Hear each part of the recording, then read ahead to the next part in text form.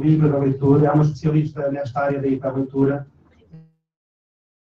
é formadora de oral e na área da hiperleitura, e, portanto, estou também aqui curioso para ouvir a Benita, que só conheci ontem, mas que já me fascinou o seu exercício para esta área. Benita. Obrigada, já estamos amigos de infância, né? Já estamos amigos de infância, eu e o Carlos. Que é assim, brasileiro é espaçoso. Entra, já vai entrando, você já entrou no meu coração. Depois que eu vasculhei o Facebook dele, que a gente ficou amigo, descobri que a gente compartilha as mesmas ideias. Adorei sua introdução, amigo. Vamos em frente. Bom, aqui algumas fotinhas aí de ações. O que pode e deve aqui? Fotografar, óbvio. Filmar também, se vocês quiserem. Compartilhar com as seguintes hashtags. Sabe o que significa, né? Para que usa? Não, a grande maioria fez assim que não. De pesquisa. Porque você condensa, através de palavras-chave, determinados conteúdos. Quando você, então, faz uma hashtag como essas, e não é o caso de fazer uma hashtag eu estou aqui na Fundação O Século, tem gente que faz essa hashtag assim, né? Eu estou aqui na Fundação O Século, no segundo encontro Lusofonia. Não vai dar em nada. As hashtags, elas têm que ser curtas e, de alguma maneira, elas têm que ser objetivas.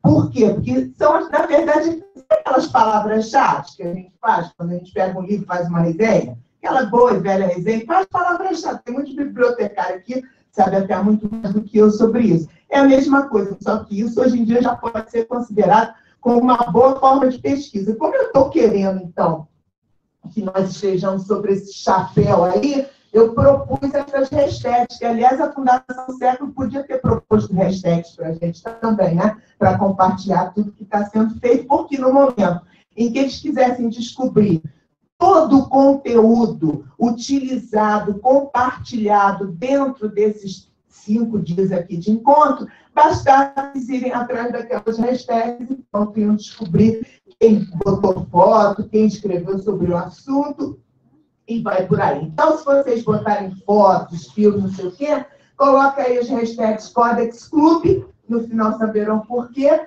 Fundação Século, foi essa Lusofonia, Benita Prieto, Pinheiro aí. É só botar aquele joguinho da velha antes, aquilo ali é um hashtag, tá? Selfies e fotos também, que nós somos bonitos, a gente pode tirar muitos com vocês. Então, vamos em frente. Humberto Eco faleceu, pena, grande intelectual. Humberto Eco teve momentos em que ele falou mal pra caramba da internet, depois ele fez um meia-culpa, né? E avaliou, comprou um iPad, foi para os Estados Unidos, estava com problema de coluna, falou, caramba, isso é muito bom, eu não vou carregar ali porra nenhuma, eu vou com os meus iPads agora, viajando. Isso aí foi uma entrevista que ele fez para a revista Época, vejam só, em 2011. Eu acho que dá umas pistas legais aqui. Apesar...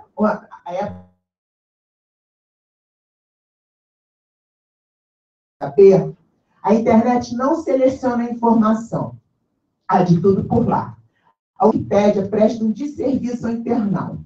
Outro dia publicaram fofocas a meu respeito e tive de intervir e corrigir os erros e absurdos. A internet ainda é um mundo selvagem e perigoso, como é o mundo real, né? Não tem diferença nenhuma.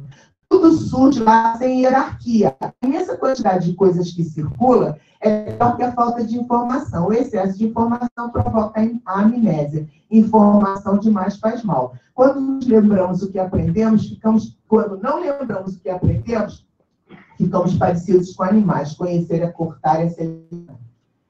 Aí a Época pergunta, mas o conhecimento está se tornando cada vez mais acessível via computadores e internet. O senhor não acha que o acesso a bancos de dados de universidades e instituições confiáveis estão alterando nossa noção de cultura? Sim, é verdade. Se você sabe quais os sites e bancos de dados são confiáveis, você tem acesso ao conhecimento. Mas vejam bem, nós somos ricos de conhecimento. E é o nosso caso aqui, nós somos ricos de conhecimento. Podemos aproveitar melhor a internet do que aquele pobre senhor que está comprando salame na feira ali em frente, né? Nesse sentido, a televisão é útil para o ignorante, porque seleciona a informação de que ele precisar, ainda que informação idiota. A internet é perigosa para o ignorante porque não filtra nada para ele. Ela só é boa para quem já conhece e sabe onde está o conhecimento. A longo prazo, o resultado pedagógico será dramático. Veremos muitos ignorantes usando a internet para as mais variadas bobagens, jogos, bate-papos e busca de notícias irrelevantes. E é assim que está se usando a internet hoje em dia. Ou seja, essa oficina e esse trabalho que eu venho desenvolvendo, esse grande intelectual definiu muito bem. Eu olhava para a galera em minha volta e falava assim, gente, o que vocês estão fazendo aí na internet? Ah, estamos jogando. O que estão fazendo? Na rede social. Legal. E mais? Ouvindo música. Bom, tudo isso é muito bom. Lendo? Nada. E tem isso aí na internet, por aí vai.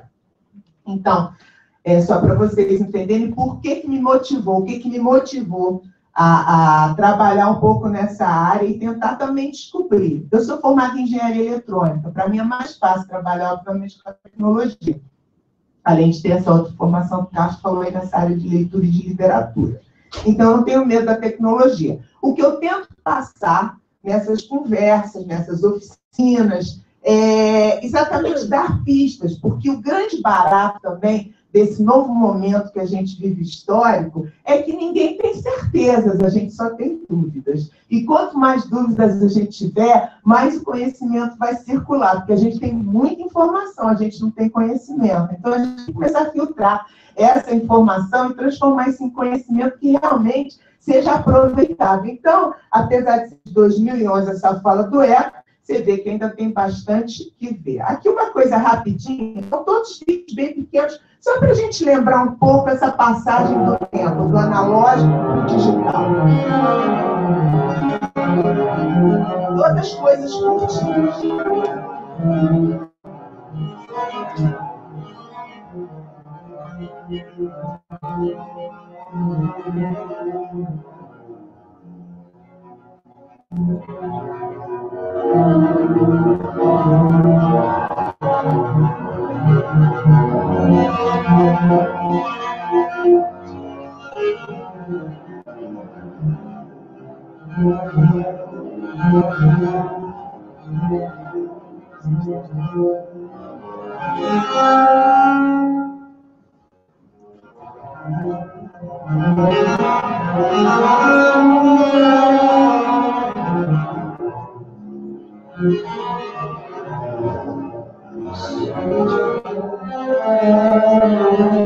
Apagar a luz?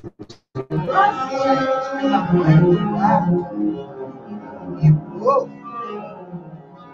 inventa não, gente. Deixa eu te explicar. Ah, pelo amor de Deus. Voltou. Tá bom, chega. Não mexe mais nada. Estátua. A gente vai ficar no escuro nós dois agora. Pra sempre.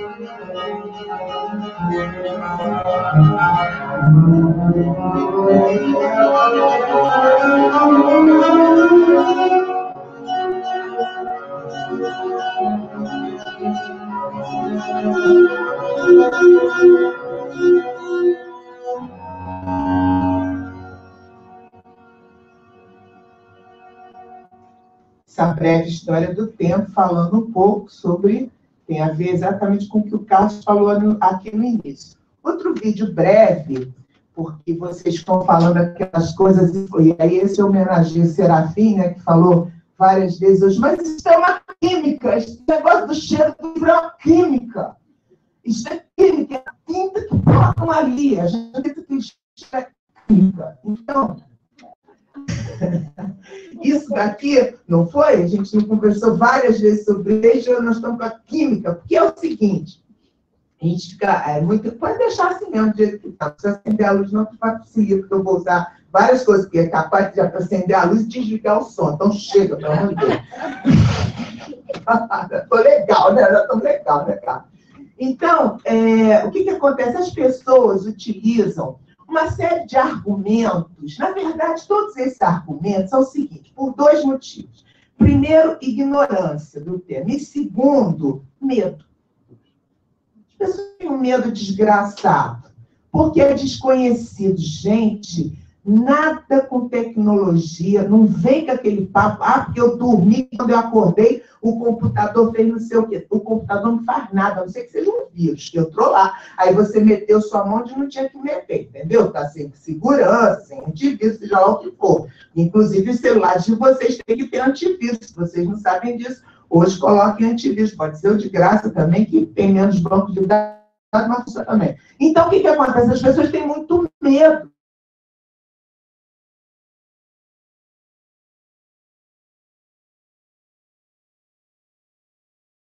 Saiba, antes de fazer alguma palhaçada ou algum problema, acabar perdendo lá o seu equipamento. Outra coisa, não é nenhum bicho de 7 cabeças. Na verdade, é um novo suporte, é um suporte que traz possibilidades que o papel, infelizmente, não traz. E esse suporte traz, eu sempre comento também o seguinte, da geração que eu. E o que acontece? Você lembra que a gente estava, não sei aqui como é que era em Portugal, mas lá no Brasil era assim, meu pai falava assim, eu não estou entendendo, você está ouvindo música, você está lendo livro, você está estudando, você está falando no telefone fixo, né, que não tinha celular ainda, naquela época, telefone fixo, e está ouvindo a mãe no celular. Eu não entendo como é que você está fazendo essas coisas ao mesmo tempo. Ora, a gente já era multimídia, gente, só que agora enfiou tudo no mesmo equipamento. Não é? Oxi. Então, isso daqui é muito legal. Foi feito pela editora Autêntica, que é uma editora que levou para o Brasil grande sucesso de bilheteria. 50 tons de cinza foram um dos sucessos de bilheteria que eles levaram para lá. Mas é muito legal esse pequeno vídeo, que fala exatamente sobre essas questões que a gente fica se defendendo, o cheiro do livro. Vocês vão ver melhor, é autoexplicativo o vídeo, acho que é mais interessante. Ou seja, ele não traz um juízo de valor.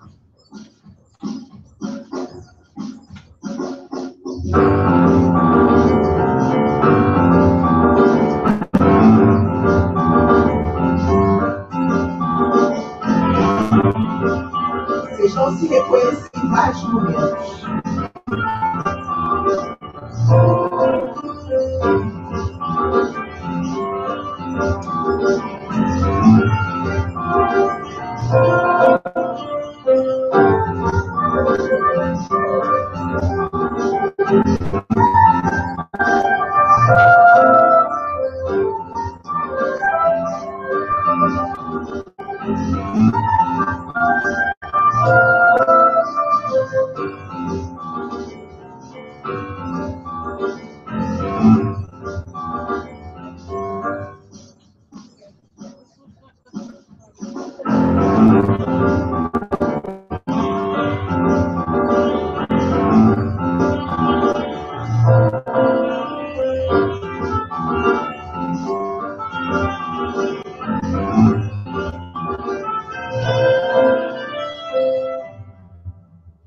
Olha o cheirinho aqui.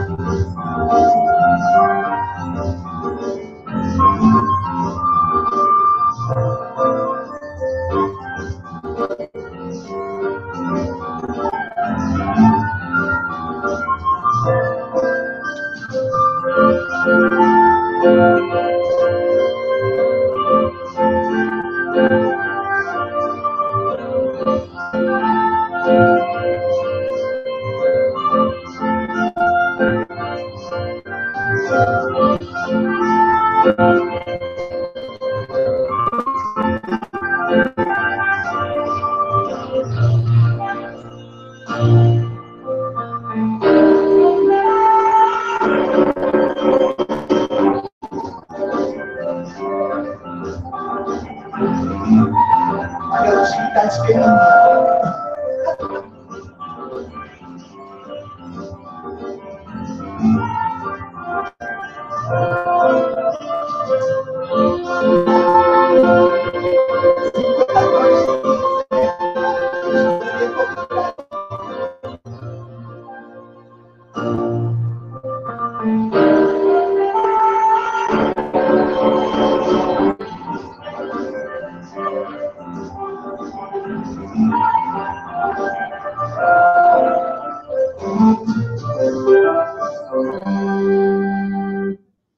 Aí aqui tem um monte de coisas que eu ouvi sendo faladas nesses dias e que eu discordo totalmente. Em primeiro lugar, o jovem é solitário.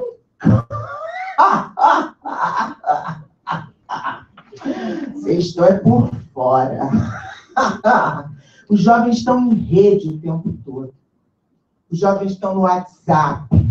Os jovens estão jogando o tempo todo. Às vezes estão jogando aqui comigo, lá no Afeganistão, nem sei se tem, né? Mas enfim, que estão lá numa outra parte do mundo. Os jovens estão se esforçando para aprender idiomas, para poder entender esses outros meninos que falam idiomas diferentes. Ou então, eles estão usando com sabedoria as redes sociais, usando os tradutores, né? Afonso, você levantou a bola para mim ontem. Exatamente isso que eu estou falando hoje, que veio daquilo que você falou ontem. Não estão. Outra coisa, que eu ouvi aqui também, a questão da escola, essa briga. A escola, hoje em dia, não é mais essa escola que a gente tem na cabeça da gente, ela desapareceu. Se ela não desapareceu, ela está a ponto de morrer. Foi muito engraçado que hoje, eu estava contando para o Carlos, eu sigo muitas, para a gente poder ter algum conhecimento, né, Carlos? A gente segue várias redes. A gente lê todos os dias sobre o assunto. Então, a gente segue... eu sigo várias, aprendizagem aberta, sigo a 212, sigo milhões de coisas, a Media Lab de Madrid, eu sigo um monte de coisas.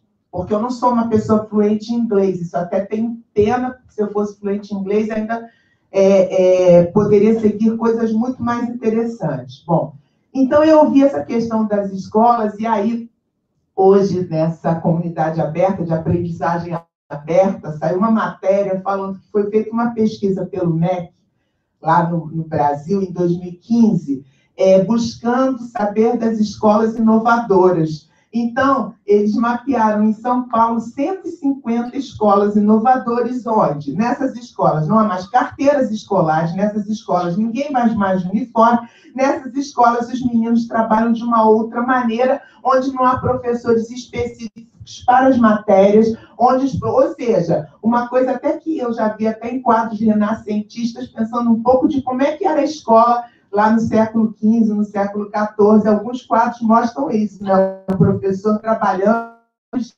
níveis com os alunos. Então, de alguma maneira, a gente volta para as universidades americanas, as novas, como é que são, por exemplo, os cursos de inglês no Brasil. Uma experiência outro dia, uma moça que trabalha comigo, ela é dona de uma escola, a família dela é dona de uma escola, e a filha dela, a sobrinha dela, está fazendo um curso lá que é um curso americano, um curso que ensina inglês nos Estados Unidos, é uma filial, é uma coisa americana. E aí ela falou assim, ela é psicóloga, essa moça, e tem uma escola. Ela falou, pô, absurda, Ana Paula chegou lá em casa, não estou entendendo, vou tirar essa dela dessa escola de idiomas. Ela chegou lá em casa, ela não tinha dado a matéria, e ela tinha que fazer o exercício antes. Mas ela está corretíssima nessa escola. Ah, é? Vai ver como é que funcionam os laboratórios hoje em dia nas escolas americanas. Você primeiro recebe os conteúdos em casa, porque você já tem um saber implícito, que a gente sempre relegou isso na escola. Muito lindo, alguém falou da cultura popular numa dessas mesas. Foi uma dentro da escola, porque isso é um saber implícito do povo, que está lá, né? O cara que sabe, né? Agora começou a chover, com certeza o caboclo que está lá na montanha, esse cara sabe, percebe, como Afonso falou dos animais que foram para a floresta na questão do tsunami. Ou seja, todo esse saber, de alguma maneira, a gente intui. E aí eu me lembro até de uma tese de doutorado que foi feita na Universidade Federal Fluminense, na área de educação, há 10 anos, quando eu fiz a minha especialização em literatura infantil e juvenil, e esse cara foi meu professor, o Maurício, que ele teve o maior problema no Brasil. Ninguém queria ser o orientador dele. E a tese dele, o título era o seguinte: nenhum professor é 10, nenhum aluno é 0. Então, é por aí que a gente parte, hoje em dia, de um conhecimento. E esse conhecimento, que o menino já sai lá, na frente, quando ele está em casa, não sei o quê, que ele começa a intuir alguma coisa, depois ele vai trabalhar em rede isso, com os outros meninos. Só que isso, efetivamente, não acontece na área da leitura.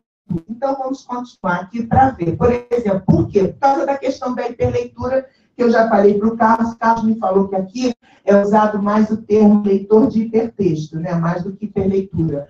Eu também. A gente usa porque é legal, né?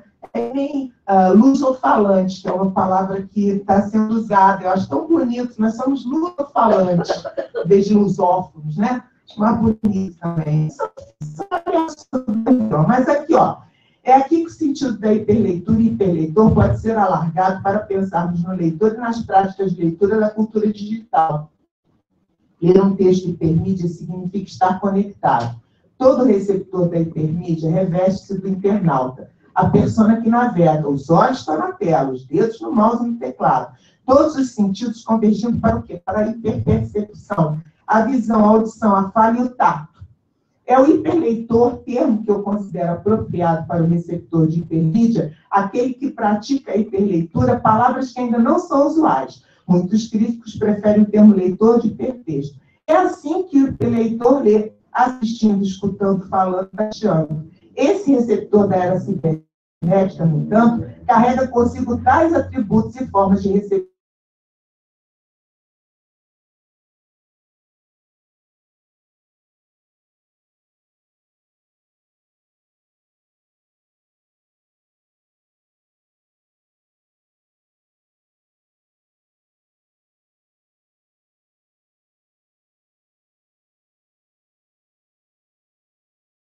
conhecimento. Eu acho que isso daí nunca foi tão presente como nesse momento que a gente vive, porque a gente tem que estar o tempo todo decodificando imagens, transformando isso em sentido para a gente, né? Bom, eu não vou abrir isso daqui, porque infelizmente é curto aqui. O que se fala aqui? Essa 212, porque não falei para vocês a rede, a gente está sem rede. Esse pessoal da 212 é um pessoal muito legal, fiquei feliz de saber que o Carlos também segue eles. É uma galera da área de marketing e de leitura, lá de Madrid. E eles, então, eu tive num congresso de literatura e quando terminou, o Javier Zelaya, ele usou esse PDF. E eu falei assim, nossa,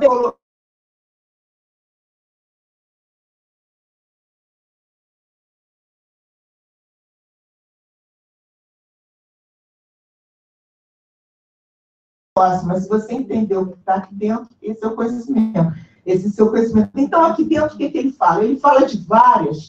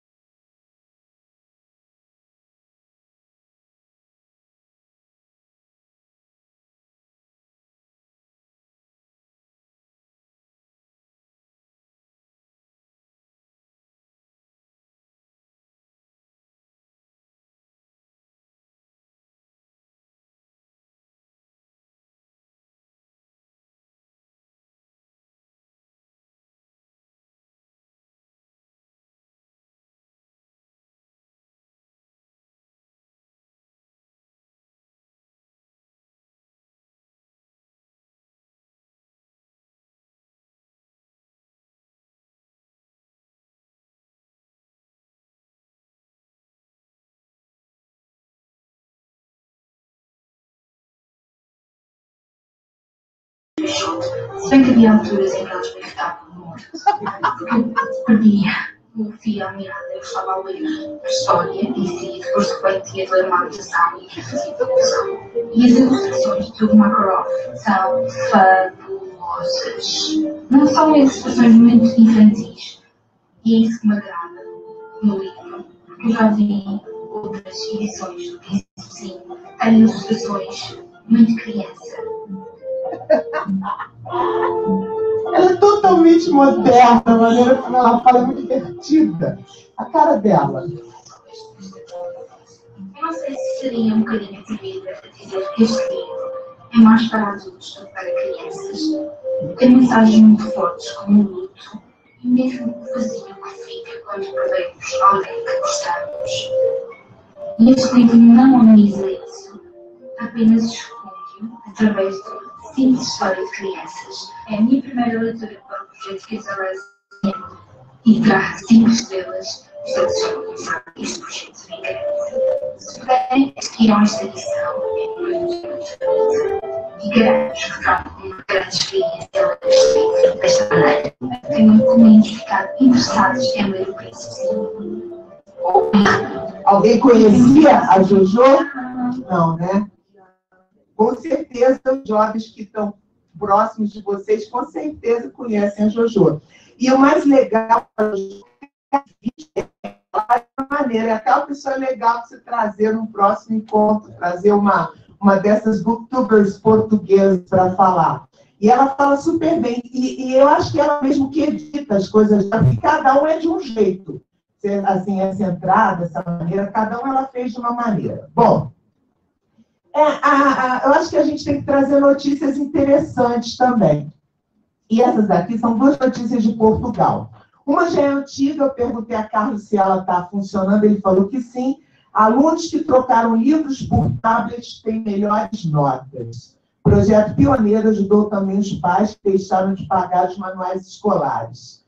Isso começou em 2015 e são alunos da Escola Básica de Cuba, no Alentejo, que trocaram os tradicionais livros escolares em papel por manuais eletrônicos incluídos no tablet, aumentaram a motivação nas aulas e melhoraram as notas. A outra coisa que vai ser lançada agora pela Universidade de Coimbra, que é uma equipe de investigadores. Eles pegaram alguns livros e transformaram esses livros, eles têm da Serra, chama o... Ah, meu Deus, como é que chama aquele autor das Serras, né? Essa de Queiroz, e alguns livros, né? Tá aqui, os Maias, isso. E aí eles pegaram alguns desses livros e esses meninos vão jogar esses livros. E aí eles vão começar a entender o livro por um outro caminho, tá? Então, para vocês verem que Portugal também está fazendo coisas. Isso daqui a pouco a gente vai ver. Agora eu queria mostrar para vocês algumas coisas. O que acontece? A gente tem uma conversa, hoje em dia, entre o papel e o digital. Então, a gente tem coisas que são feitas em papel, coisas que conversam e que vão para o digital tal qual. Tem coisas que são feitas no papel e que tem algum tipo de conversa com o digital. Por exemplo, vamos por parte, que o tempo é curto. Isso daqui, esse livro chama Papai, e o Banco Itaú, ele tem uma coisa que chama Fundação Itaú, e ele tem um projeto que chama Leia para uma Criança, que já existe há alguns anos. É um projeto super interessante no Brasil, onde são distribuídos gratuitamente milhões de livros. Esse ano, então, esses livros eles são escolhidos por uma banca.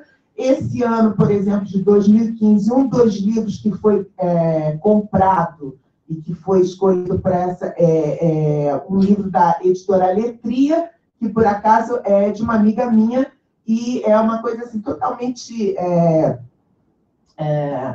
aberta, entendeu? Assim, as pessoas levam o livro e essa comissão avalia. E para vocês terem uma ideia, esse livro da coleção Letria, que chama Tatu Balão, é uma graça o livro, ele foi comprado 2.200.000 exemplares em papel.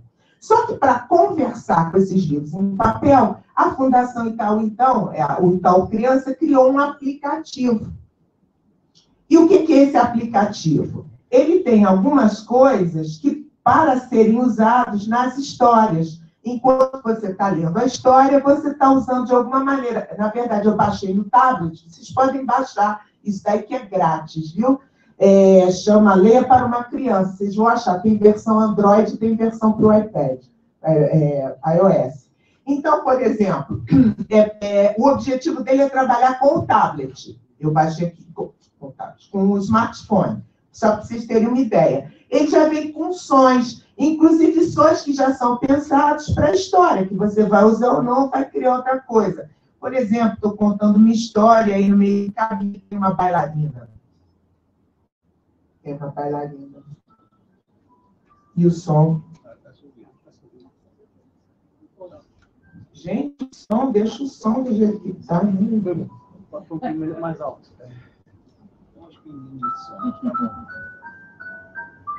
Agora sim, né? Então, tudo que é amarelo fica. Tudo que é laranja é instantâneo. Então, você está contando uma história, ou você está lendo uma história, está lá com o seu smartphone, e aí, de repente, aparece um anjo tocando harpa.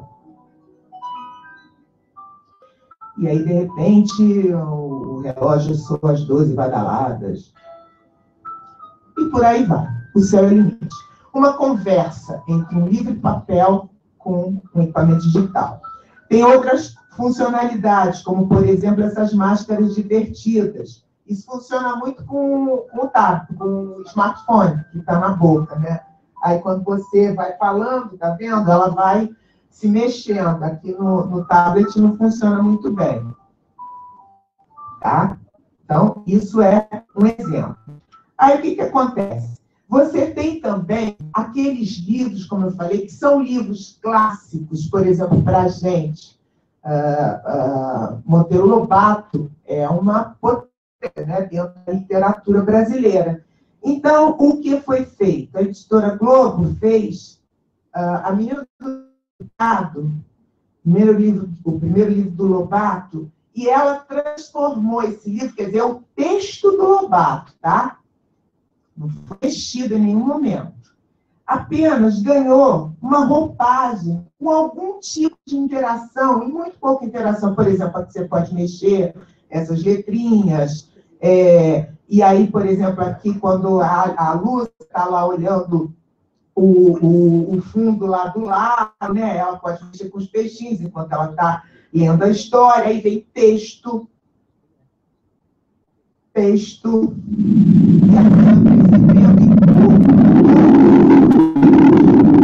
Mandar rápido aqui. Todos os efeitos que tem aqui não são efeitos gratuitos, são efeitos que têm a ver com o texto. Não é o efeito pelo efeito, que aí não teria nenhum tipo de sentido, obviamente, né? Como nunca é ilustração pela ilustração também. Aqui tem uma pequena brincadeira. E aí vai, né? Texto. Você vê que eles têm o texto, ele tem a imagem, ele tem interação. Então, ele trabalha já num caminho para o digital, utilizando o texto tal qual, tá? E aí, aqui, esse recurso foi usado também no Alice no País das Maravilhas, que é iluminar o texto, fui eu que mexi aqui, e aí vai texto, e aqui tá, enfim, o espelho, a noção do espelho, tem a ver, tudo tem a ver com a história, eu vou andar rápido. E aí, por que eu quis chegar aqui? Isso é uma amostra, que é alguma coisa também muito legal que você tem hoje em dia na internet. Você pode ler um pedaço de um romance, você pode baixar um pedaço de um texto para que você possa ver se te interessa ou não. Bom, então isso aqui é a conversa, né? Agora, isso daqui, por exemplo, já é uma coisa que seria totalmente impensado fazer se não fosse na internet. Não dá para pôr no mundo digital, não dá para fazer de outra maneira isso daqui. Deixa ele carregar. Está tudo no meu tablet, tá, gente? Nada disso está online. Eu nem falei na leitura online, pelo visto, nem vou dar, porque fez assim para mim. Olha só. Olha que inferno, né? Bom, Aqui o que acontece? Aqui, você quando clica aqui, você tem a mesma história em inglês, francês, alemão, português, espanhol, holandês e italiano. E aí, imagina se você, por exemplo, você tem uma maneira de colocar e ir retirando os efeitos. Então, por exemplo, quando a criança é pequena, você deixa ela ouvir a história, até ela ir, né, se acostumando com a história. Se ela estiver aprendendo um idioma, olha que maravilha, está aprendendo inglês, ela vai aprendendo também o idioma, porque eu espanhol falo bem, vi que a pronúncia é perfeita, todas as versões bem feitas, né? E aí, vou só botar aqui um pedacinho. E aqui, por exemplo, eu fiz tudo autorado, né? Não. Esse som aqui está me matando. Bom, esse, então, chama Chocolate. Também ali é um pedacinho. Vocês pensam que isso é caro? Não é. Isso custa $4. E a gente também tem essa visão, né, de que tudo é muito caro. Vou mostrar um livro de uma experiência brasileira que eu gosto muito, que é da Manati. Agora vai ficar. Não. Muito doido esse som aqui. Então, a editora Manati foi a primeira editora brasileira a se preocupar com trabalhar a questão do digital. Então, isso daqui foi pensado para o digital. De que maneira? Uma coisa chamada Clássicos Massaranha. Mariana Massaranha é uma grande ilustradora brasileira, muito divertida. E eles fizeram o seguinte, são imagens, e essas imagens têm pequenas interações. E quando você clica aqui, ó, você pode ouvir a narração através do Lobo Mau, ouvir a narração através da Porca Dadá, que é a mãe dos 3 porquinhos, é uma história que eles inventaram, né? Ou então você pode fazer a narração pessoal, ou a criança pode inventar a história e gravar, tá? E aí, e tem jogos, tem essas outras coisas todas, ó. E tem pequeníssimas interações. Isso daqui não tem nenhum tipo de animação.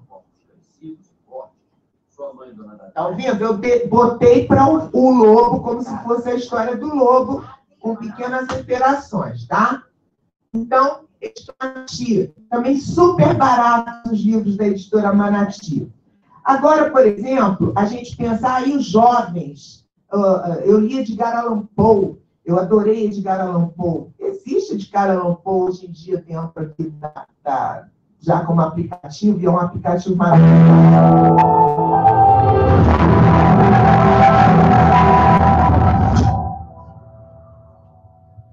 E aqui eles falam o seguinte, a melhor experiência de leitura se dará se você colocar...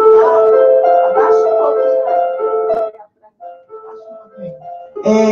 A melhor experiência de leitura se dará se você colocar os fones. Por quê? Porque você vai lendo a história e essa música vai te ajudando a conduzir você por aquele imaginário, né? Só para vocês verem um pouquinho aqui, né? E aí é muito bonito, ilustrado, tem pouquíssimas interações para estudar a música. Hoje em dia, você já tem empresas especializadas em fazer músicas para os livros. Em vez de você pegar uma trilha sonora que já existe, a empresa lê e pensa de que maneira, que tipo de música pode ser legal para aquele livro, né? Bom, aqui, dando uma avançada aqui, eu falei para vocês, com relação aos clássicos, né?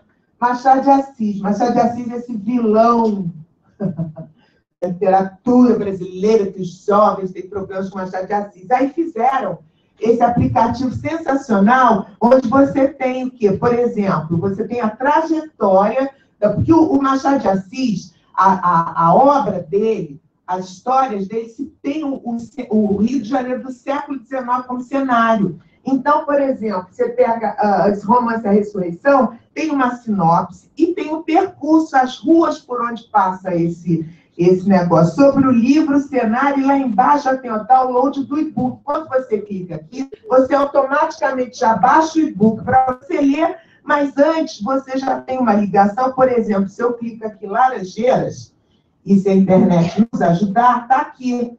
Ou seja, o que eu estou trabalhando? Eu estou trabalhando com a geolocalização.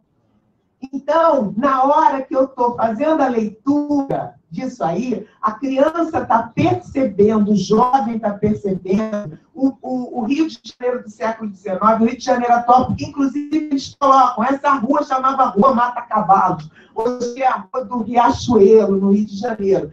Veja só a amplitude desse tipo de trabalho, pegando uma obra do século XIX e trazendo para o século XXI, e as crianças, a partir daqui, os jovens, se apaixonam. Aqui, mais uma coisinha, não vai dar tempo para mais nada, mesmo para dar pela pessoa perguntar alguma coisinha, né? Ô, Fânia! Aí, é porque é muita coisa, né, gente? É muita coisa, né? Milhões de coisas. Isso daqui, rapidamente, só para vocês terem uma ideia.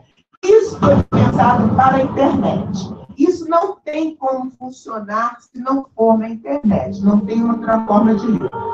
Isso foi uma brincadeira que foi feita, uma nova versão, todo mundo pode fazer versões da Chapéu Vermelho, e essa daqui é a Cadaverzita Roja, ou a Cadaverzita Vermelha, né? Então, para vocês terem uma ideia, começa, por exemplo, com um vídeo. Aqui você tem a hiperleitura na veia. Você começa com um vídeo, tem uma narração, né? Tem algum tipo de interação, por exemplo, o corpo, quando eu clico nele, olha, ele vai andar, que eu tirei a narração, que ele vai andar aqui, eu estou vendo tá adorando, né, Antônio? Está adorando ali, tá achando, não é bom? Maravilhoso, né? E aqui tem algum tipo de interação. Aqui tem uma narração que eu tirei, tá? Para poder falar com vocês. Mas ele vai contando a história lá que foi inventada por ele. Aí, quando eu clico aqui, começam a aparecer os personagens. Na próxima tela, por exemplo, vocês estão vendo lá? Isso daqui só é possível aparecer se eu riscar o tablet. Aí aparece o personagem, que é a Cadaverzita Roja, que está lá embaixo da terra, né, enterrada. E aqui, por exemplo, tem texto e imagem. E assim eles vão utilizando a hiperleitura, e aqui os pais dialogam. Olha, se eu converso que eles estão querendo criar uma armadilha para a avó, porque eles querem pegar a grana da avó, enfim. É uma história muito complexa. E aí vai, né? Enfim, aqui é o lobo, que é um medroso. Isso é a visão dele, né? A versão deles, as versões são possíveis, né? Mas eles vão misturando, olha, o texto, a imagem e a interação possível, né? Tá? Para vocês verem. E para finalizar, vou voltar aqui para o meu... Opa, desculpa. Eu ia mostrar o negócio do fã que eu baixei, me deu um trabalho. Também salvei sua pele, né? Só estava na loja americana. Meia culpa. É minha culpa, mas ele vai acertar isso. Porque o Fanha tem um livro que foi feito com as crianças, né? Ele até falou, mas ele vai acertar, vai botar na loja da Apple portuguesa também. Então, olha só o que acontece aqui que eu quero mostrar para vocês, que eu acho uma coisa legal isso daqui. Se ele abrisse, então, seria maravilhoso. Que é aqui, quer ver? Vamos, meu filho. Vamos que nós não temos tempo. Já sei. Vamos lá. Então, é o seguinte. Como a gente fala que a questão da leitura, ela vai avançando, se modificando, mostrar um vídeo. Cadê o pessoal da Fundação? Vim aqui, o pessoal não está aí a Carla, né? Que eu falei que eles tinham que ver esse vídeo. Veja como também, hoje em dia, a tecnologia pode ajudar, e eu acho que isso também é que me motiva, que é levar isso daí para as pessoas que não têm a possibilidade de ter livros em casa, mas têm hoje em dia equipamentos digitais, para eles poderem descobrir coisas interessantes. Por isso que eu estou fazendo lá das comunidades. Isso aqui é um projeto muito bonito, que chama Mensagem de Ninar, e vocês vão ver o que é. Tem som aí?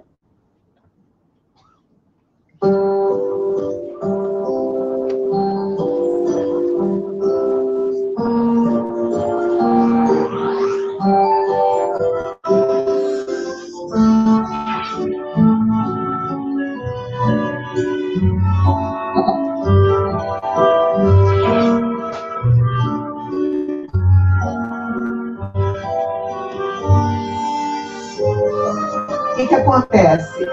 Esse projeto é uma casa de abrigo, como tem aqui, né? Aqui uma parte as crianças estão abrigadas aqui.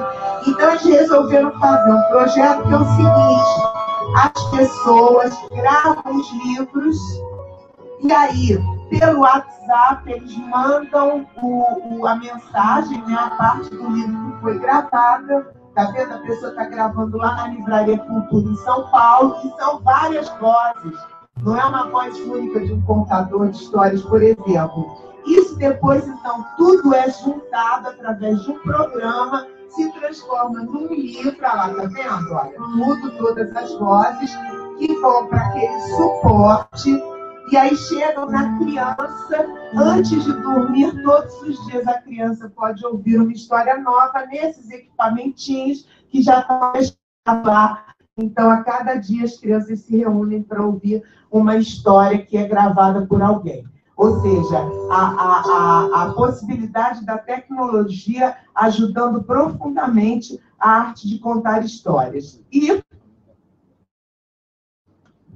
a última aqui, que é a seguinte. Bom, aqui também é uma coisa legal, que é o seguinte, só para vocês saberem, vai ser lançado um aplicativo, que é um livro, que conta o quê?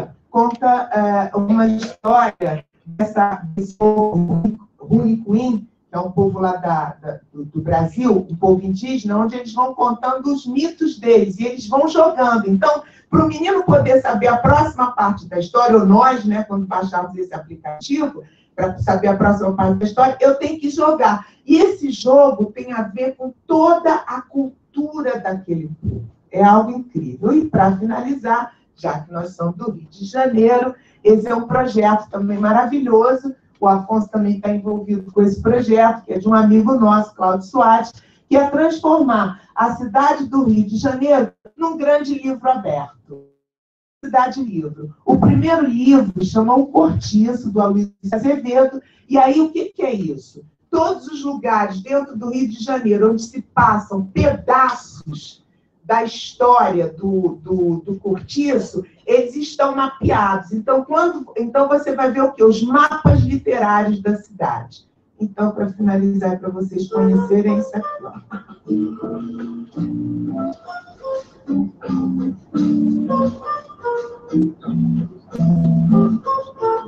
Ó, gente, cadê a narração? Tá difícil, hein? Tinha uma narração, eu não sei porque ela desapareceu. Mas é só para vocês terem uma ideia, né? Então, olha lá, tá vendo? Os mapeamentos, então, ó, um pedaço do cortiço ali. Aí ele vai com o seu smartphone e ele vai vendo onde é que estão essas... Tá vendo? Todos esses pontos que estão mapeados no Rio são pontos por onde passa esse romance cortiço. É simplesmente fabuloso, né? Eu adoro esse projeto. É a leitura que pode ser feita no computador, pode ser feito através do seu tablet ou através do seu smartphone. E eles vão fazer, ele trabalha com os clássicos da literatura, né? Então, ele vai fazer esses clássicos todos. A imaginação vai longe, né, nesse lance. E aqui, para terminar, vocês devem estar pensando, né? A importância do digital hoje. A Câmara Brasileira do Livro, em 2015, ela já fez pela primeira vez a categoria infantil digital. Quem ganhou foi o meu aplicativo de folclore, do Ricardo Azevedo. O segundo foi... Gente, sumiu aqui a imagem. O segundo foi Via Láctea, de Olavo Bilac, e o terceiro, Flix, do Ziraldo, aplicativos. E o último, que é o seguinte, eu vou mostrar para vocês o que é isso aqui, foi uma grande ação de promoção de leitura digital que foi feita no Brasil, porque a Amazon está se instalando no Brasil. Então, eles fizeram 30 milhões de caixas de chocolate para colocar à venda. E aqui dentro você tem um código, você entra naquele bombom de ler, e aí você baixa um desses livros. E os livros são legais, olha. Você tem Ziraldo, você tem 1808, você tem Monteiro Lobato, enfim. E aí, isso é para dar de presente para o meu interlocutor.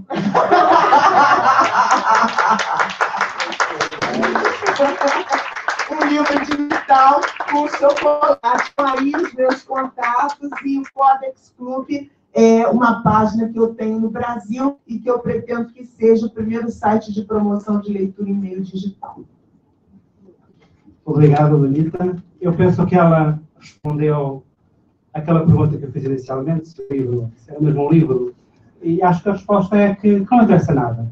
Porque ser ou não ser um livro não interessa, porque o que é importante é a literatura e não aquilo que ela vai embrulhada. E, portanto, continuará a haver, nem sequer me preocupa essa questão, se vai continuar a haver livros em papel ou não.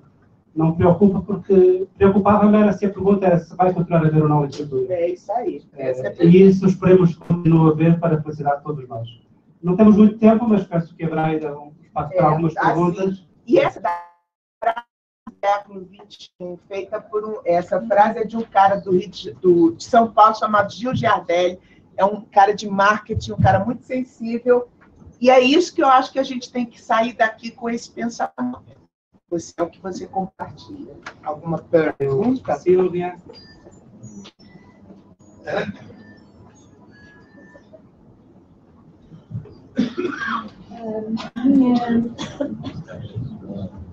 A minha pergunta, Rita, é como é que vocês conseguem imaginar que vão ser competitivos? Eu não vão ser o quê? Como é que vocês imaginam que o livro vai ser competitivo? Porque eu não combato o livro digital, acho, não sou deslumbrada com ele, mas o que acontece é que nós aqui, nestes exemplos, nós não estivemos a falar propriamente de literatura, estivemos a falar de tecnologia. Ou seja, aquilo que nós vimos ali, em alguns casos, foram transposições do papel para a versão digital. Não foram, na maior parte dos casos, concessões aproveitando toda a potencialidade do digital. Por exemplo, em 2002, não está aqui a Dora, não está aqui o José Oliveira, no encontro de literatura em Santiago de Compostela foi apresentado um dos primeiros CDs interativos que agora está completamente obsoleto. Não vai comprar um CD, descarrega-se o aplicativo. Ou seja, aquilo que nós estamos a fazer ali, corremos o risco de, muito rapidamente, ficar obsoleto. E, além disso, estamos a fazer a uma velocidade. Nós aqui estamos a fazer assim e criamos ali coisas que são potencialmente interessantes. Mas, mais ali ao lado, alguém que tem uma tecnologia melhor está mais à frente. Ou seja, nós aqui estamos a desperdiçar tempo condicionados ao avanço da tecnologia, ou não? Não. Eu entendi o que você perguntou. Não. Todo mundo pensa isso. E a resposta é muito simples. Nós estamos num momento de transição. Realmente eu concordo. Então, o que está acontecendo? A tecnologia, nesse momento, ela está a favor da literatura. Mas o que ela tem nesse momento? Ela tem a literatura, que ela não pode deixar essa literatura se perder, porque aí sim a gente perderia o patrimônio da humanidade. Imagina se o Monteiro Lobato, a gente dissesse, o Monteiro Lobato só pode ser lido em papel ou então numa versão PDF. Aí as crianças que estão entrando agora, hoje em dia, não leriam o Monteiro Lobato de jeito nenhum se você não tivesse algum tipo de interação. Ou seja, isso é para você aproximar o camarada do livro. E eu sempre falo o seguinte, hoje é que está sendo construída a literatura que nós vamos ver daqui a 4 ou 5 anos. Porque esses jovens que hoje em dia estão com 10 anos, 12 anos, 16 anos, são esses jovens que nasceram agora, no século XXI, que vão trazer para a gente experiências radicais. Eu poderia ter trazido aqui Coburns, tem um monte de experiências super radicais, entendeu? Que eles já estão começando a experimentar. Então, eles vão vir com soluções, e aí eles vão vir com uma escrita que esteja uma escrita, ou seja, a nossa escrita, que essa escrita aqui, eu estou uma escrita de velhos. Somos nós. A escrita dos jovens ainda não chegou aqui. Mas ela vai chegar. Ela vai chegar com experiências radicais, que a gente ainda não tem noção de quais os caminhos, que caminhos elas vão percorrer. Nesse momento, eu acho que o que nós temos que ser observadores e pesquisadores, Porque senão, aí sim a gente vai criar um hiato. Por exemplo, nas oficinas que eu faço, a gente constrói livros interativos. E eu já vi com jovens coisas que eu pensei assim, com um aplicativo super simples. E aí eles ficam extrapolando até aquele aplicativo. Por quê? Porque eles têm essa sede da pesquisa e eles utilizam a ferramenta melhor do que nós, as ferramentas melhor do que nós. É essa a questão. Então, isso aí, essa literatura, que possivelmente perdurará, não sei também, e também o mundo hoje em dia, o mundo do século XXI, eu não sei muito bem que mundo é esse. Nós não sabemos. Nós não sabemos também se quando um menino lê Monteiro Lobato ou lê Machado de Assis, mesmo com toda esse entorno tecnológico, se isso de alguma maneira vai calar a alma dele, vai chegar a ele também, vai fazer algum tipo de modificação, ou vai de alguma maneira provocar alguma coisa nele. Nós não sabemos. Na verdade, nós estamos numa trincheira. E esse é o momento da passagem de ou seja, acredito que naquele momento que houve a outra passagem, não havia possibilidade de muita gente ler, né? Mas quando você tinha rolos, dos copistas, que você depois chega à imprensa, sei lá como é que isso bateu nas pessoas naquele tempo. Também não sei como é que isso baterá. Talvez daqui a 20 anos a gente possa conversar sobre isso e a gente tenha mais ferramentas, porque será o seu filho, será o filho de um monte de gente aqui que vai dar essas pistas para a gente, que vai trazer essa nova literatura. O que eu sei é o seguinte, nas experiências que eu tenho feito, eu tenho conseguido, por exemplo, te dando o exemplo do Monteiro Lobato, todas as vezes que eu faço uma oficina e que eu mostro esse livro do Monteiro Lobato para crianças de 7, 8 anos, elas ficam, e que têm acesso à tecnologia, né? Elas ficam fascinadas e acabam comprando o livro. E acabam lendo várias vezes. Eu já ouvi esse depoimento várias vezes. Então, de alguma maneira, essa tecnologia já está a serviço desse mundo, digamos, analógico, né? Desse mundo em papel. É melhor falar desse jeito, né?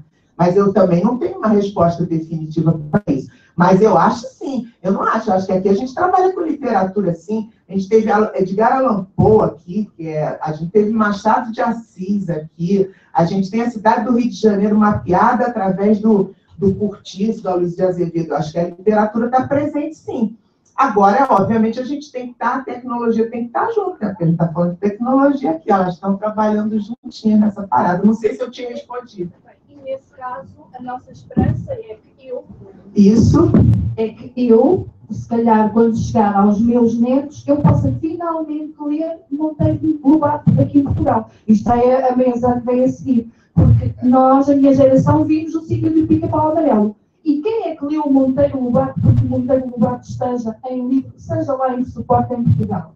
Ah, bom, mas aí, querida, aí é uma questão, aí é um buraco lá embaixo, que aí já não tem mais a ver com a tecnologia, né? Tecnologia pode ajudar nesse sentido, com certeza. Ou seja, eu chego aqui, você gosta do Monteiro Lobato, eu sei que você leu, muitos de vocês leram. Aí você descobre que tem nesse suporte digital. Fala, opa, vou comprar o livro no suporte digital e vou fazer uma mediação lá com os meus alunos e eles vão ficar encantados com o Monteiro Lobato. Então, nesse ponto, você chega a mais, foi o primeiro vídeo que a gente viu, ou o segundo, que fala exatamente disso. Essa possibilidade que a literatura tem de hoje em dia chegar a qualquer lugar, a literatura brasileira, a literatura portuguesa. Hoje em dia você tem pessoas do mundo inteiro estudando português e podendo baixar esses livros, comprar esses livros nessas livrarias virtuais e podendo ler esses livros em outros idiomas, como a gente também, que não tinha acesso. Então, na verdade, no fundo dessa parada toda, gente, o que mais me angustia, eu vou fazer uma confissão aqui para vocês, o porquê. Por que eu estou fazendo isso nas comunidades? Por que eu estou insistindo? Na verdade, não é tanto por vocês, não, sabia? Na verdade, é por causa dessa brecha que existe no mundo, dessa divisão maldita que existe no mundo, E a gente vai criar, como disse o Afonso, a gente está criando mais um tipo de analfabeto, que na verdade é aquele que não tem acesso. Não tem acesso porque as conexões são péssimas, não tem acesso porque não tem equipamentos, ou quando tem equipamentos não tem mediadores que saibam buscar esse conteúdo, que às vezes é tão simples. Às vezes uma coisa assim pequenininha você abre um verdadeiro universo na cabeça das pessoas. O que eu quis trazer aqui para vocês são pistas. Eu não tenho respostas. Que bom, porque o século XXI não é um século de respostas, é um século de trabalho em rede. Você é o que você compartilha.